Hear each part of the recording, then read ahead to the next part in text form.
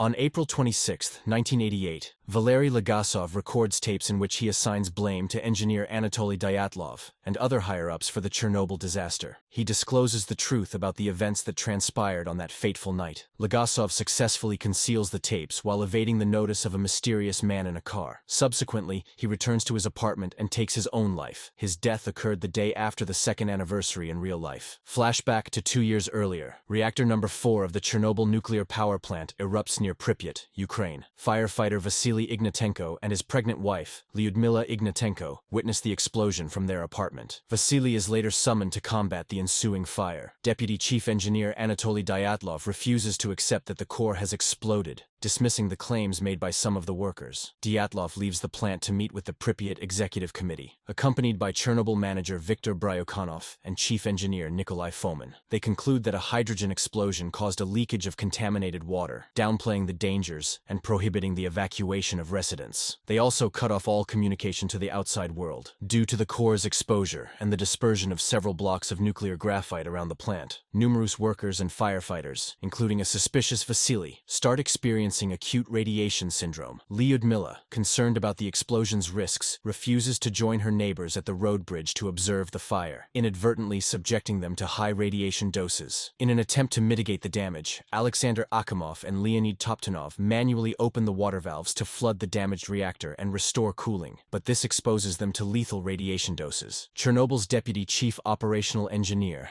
Anatoly Sitnikov, reports the exposed core to the committee after observing graphite blocks on the ground. Despite initial dismissals, Bryukhanov and Fomin compel Sitnikov to inspect the roof visually after Dyatlov collapses from ARS, leading to Sitnikov's radiation exposure. Legasov receives a call from the Council of Ministers' deputy chairman Boris Sherbina, instructing him to provide technical advice to the response committee. Meanwhile, in Pripyat, the radioactive smoke from the explosion's fire drifts slowly towards the town, causing a starling to fall from the sky and perish due to radiation, unbeknownst to the oblivious citizens. You can continue watching Chernobyl Explanation from the playlist on my channel. If you have not subscribed yet, you are missing on a lot of amazing content. Thank you for watching.